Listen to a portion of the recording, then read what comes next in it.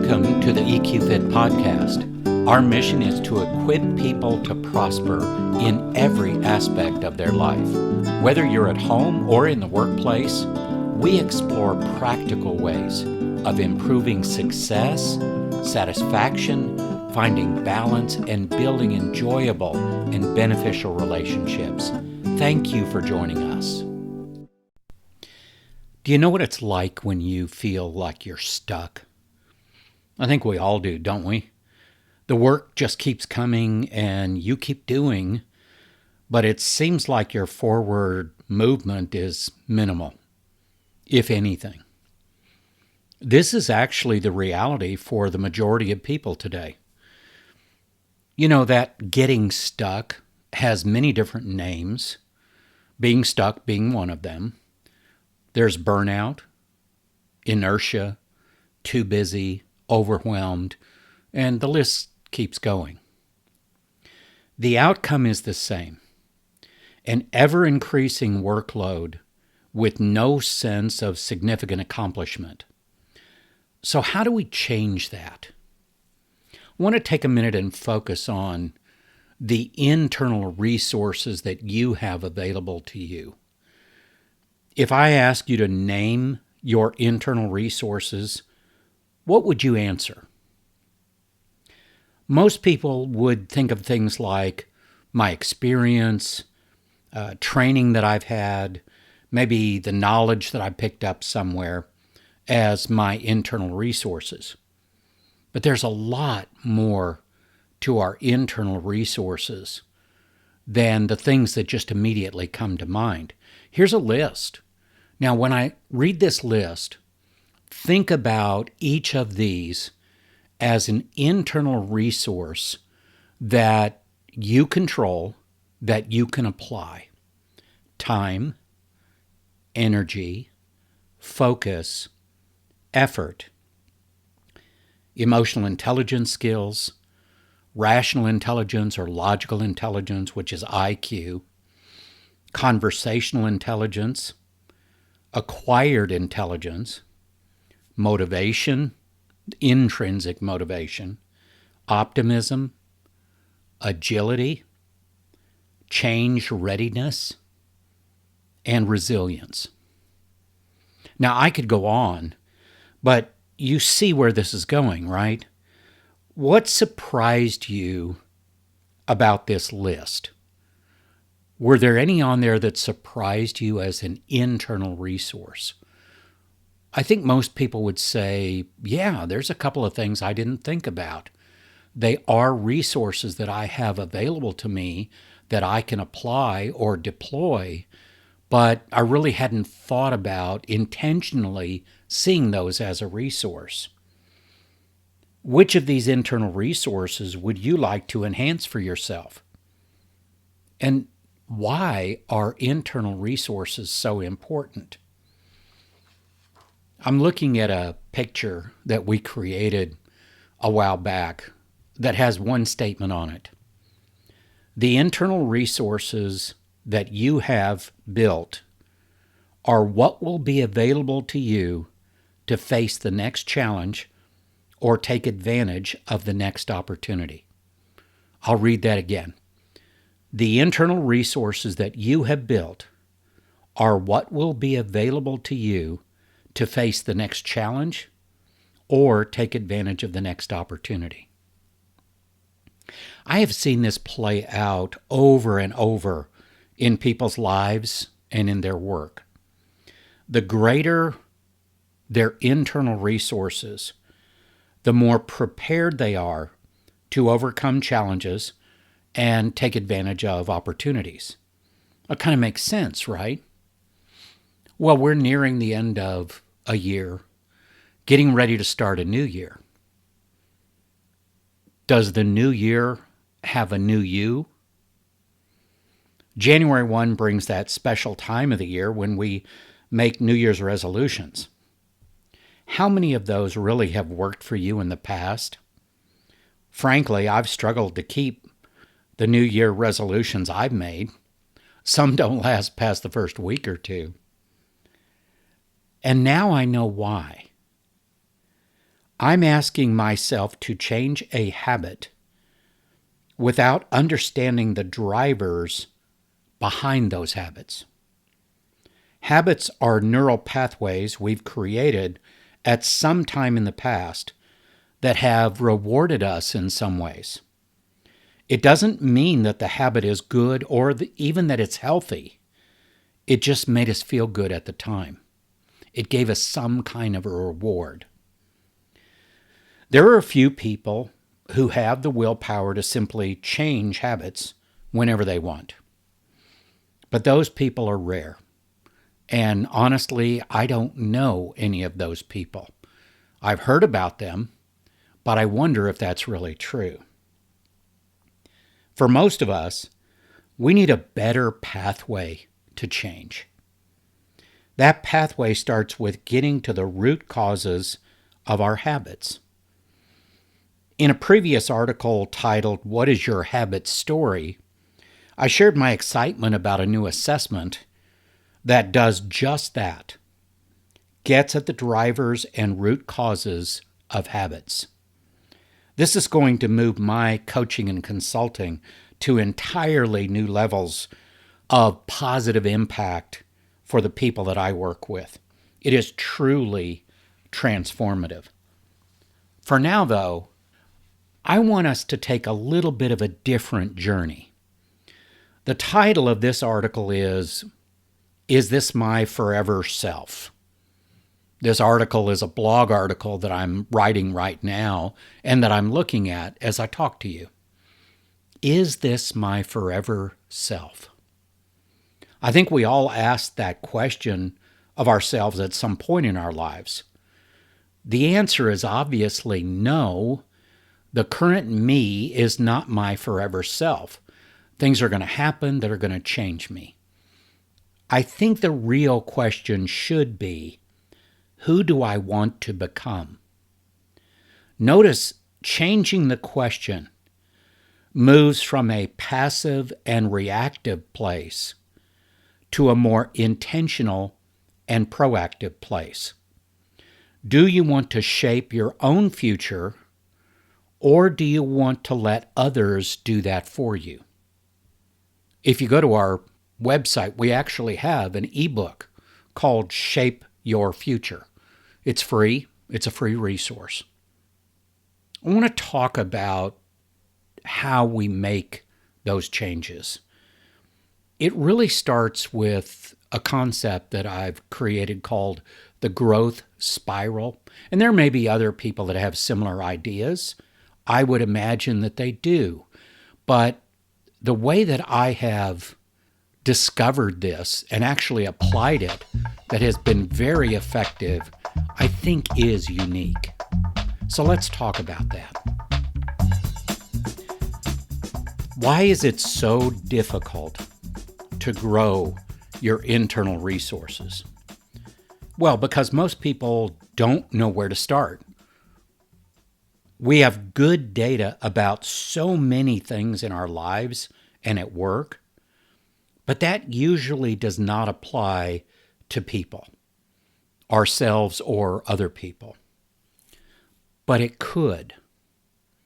I have found a very effective way to accelerate growth and development for people.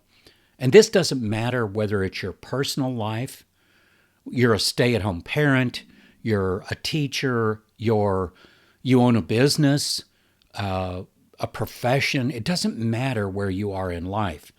This process works for everyone. I'm looking at another graphic that we created, and it's a very simple graphic. We start with assessment. So assess, equip, align, and succeed, or thrive, or both, which you should be thriving if you're succeeding. But that's the process. Seems so simple, right?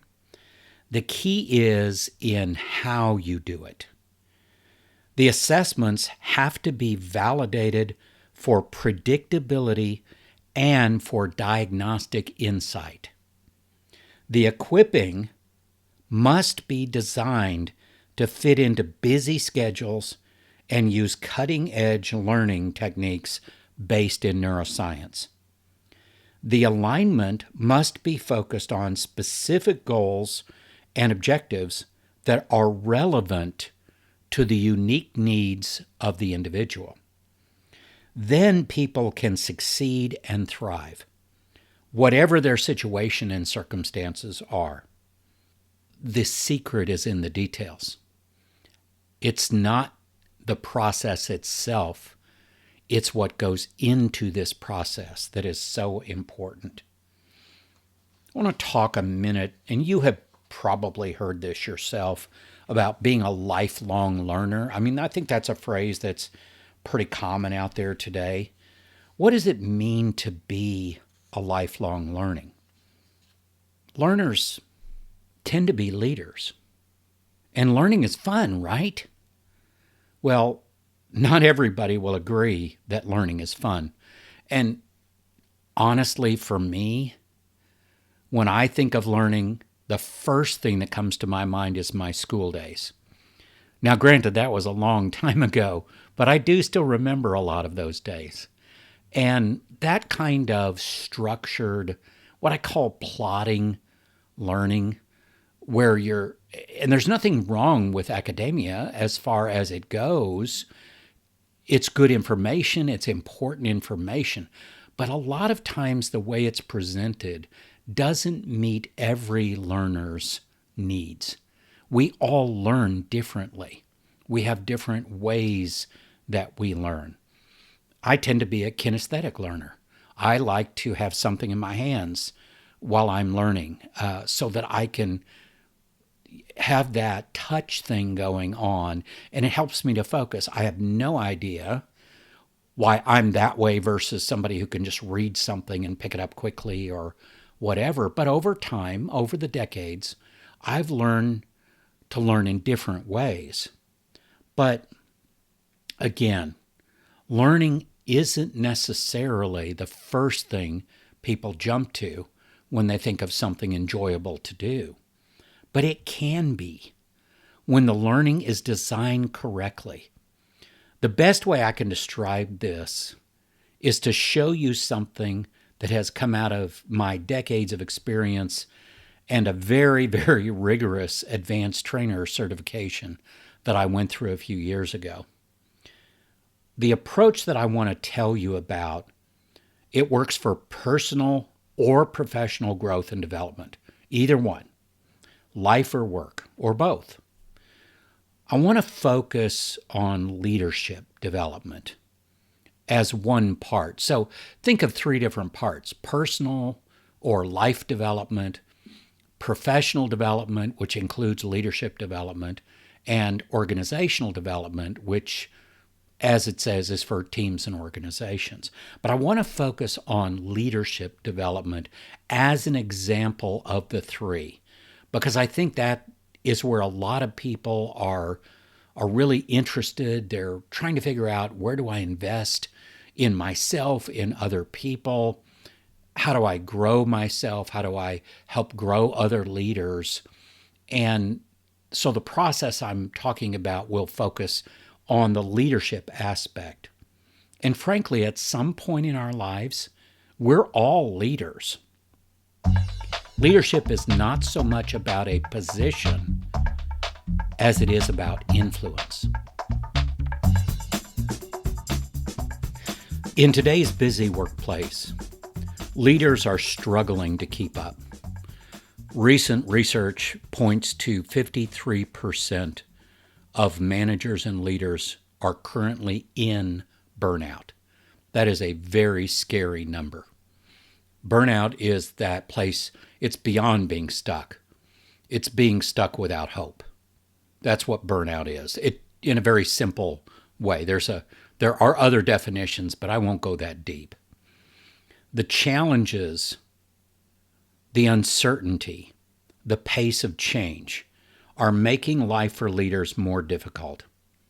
When I talk to people about professional growth and development, too often this is what I hear: we are just too busy to consider that.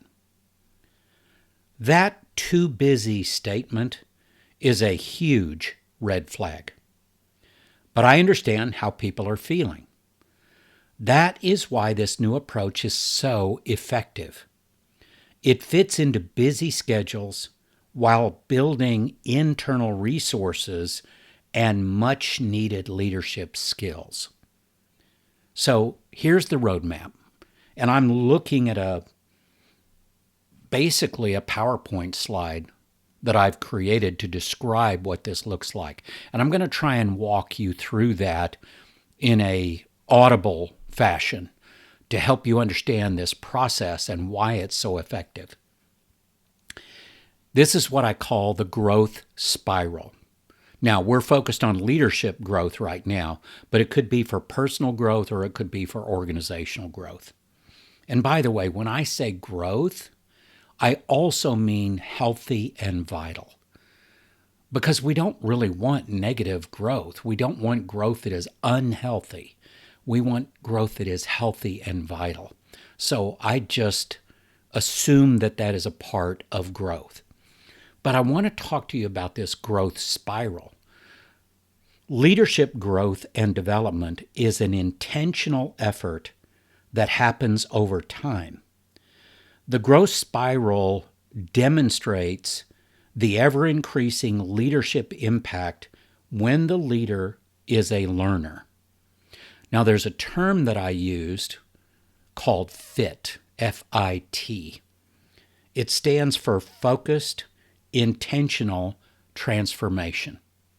And that is at the heart of leadership growth and impact, and is absolutely key to a thriving workplace. So I'm looking at this graphic, or call it a roadmap, for leadership development. And as you can guess, the first step is assess. Now, this is when we get into the details that I mentioned earlier. Apply diagnostic and predictive assessments, of course, highly validated, to create a custom development pathway based on specific goals and needs of that leader. This is not a cookie-cutter approach. It is not a one-size-fits-all. We are all different. We have our own strengths, our own gaps. Think of a SWOT analysis. Strengths, weaknesses, opportunities, threats. Every person has those. And identifying what those are through the assessments actually gives us not just a diagnostic tool, but it gives us a predictability factor that allows us to gauge how successful a person can be in a given role. What is their predictability of success in that leadership role? So the first step is assessment. The second step is equip people. Create a custom roadmap of resources. This is courses, coaching, tools, other resources like books or audio tapes or videos or whatever resources are appropriate to provide the skill development needed to achieve the desired outcomes. Now, the interesting thing about both of these first two, the assess and the equip, where we're assessing to gain good information, gain good insights, get good data so we can really develop a custom plan, and the equipping process are annual reoccurrences. Remember when I said leadership growth and development is an intentional effort that happens over time? Let me ask a question. Have you, as a leader, if you are a leader, and we all are at some point, have you ever been to a training, or have you ever been to, a full-day seminar or workshop or something like that, and you heard all kinds of great stuff out of it, and you thought, oh, I'm on fire, this is great, I'm going to use that. And then 2 hours later, you kind of go, boy, there's that one thing I want to remember to do. 2 weeks later, that's gone. Well, you're never going to grow as a leader or in your personal life by going to a one event type of thing and then expecting that to be the answer to what you need. It just simply can't be that, because there is a process that happens in true learning. And here it is. You engage with the new information and the learning. You really commit to it and engage with it. Then you activate it. How do you activate it? You practice. You try different things. And then you reflect. What worked? What didn't work? What should I change? What could I do differently? Engage, activate, reflect. Engage, activate, reflect. It's a cycle that continues. And that's a part of the growth spiral. The same way that assess, equip, align, and succeed and thrive is a cycle in itself. And it repeats itself every year, every 6 months, whatever that time period is for you or for your people. The third element there is align. Track progress to ensure the equipping process is on track and aligned to achieve the desired skill development goals. Does that make sense? We want to make sure that we're not just learning to learn, but we're learning to apply and enhance and improve and grow. That's what alignment is all about. And then succeed and thrive, where leaders apply their new and upgraded skills to enhance performance, engagement, productivity, satisfaction, and results. This got pretty deep, but I needed to just share with you what I know to be the most highly effective approach to growth. Good, healthy growth. This is the answer to today's leadership development needs. And there's no question in my mind about this. And I'm not the only one saying this. I'm pulling this from dozens of different scientists and experts in neuroscience, in emotional intelligence, in cognitive theory, in so many different areas. Growth spirals are also available, not just for leaders, but for personal growth and for organizational growth. We talked about that a little while ago. But here's what's even better than all of that, and that's pretty good to start with. Let's go back and think about this model for leaders, and then it applies to either personal and or organizational growth. This approach offers diagnostic insight into specific needs. So we're not approaching people going, you're a leader, so you're all alike. This is the way it's going to go because you're a leader. We stamp you with a label that says leader, and we know what every leader needs. I'm sorry, that's a ridiculous approach because, no, I'm not really sorry, to be honest about it. That doesn't make any sense, does it? The human dynamic is exactly that. It is not static, it is dynamic. We are different. And that's okay.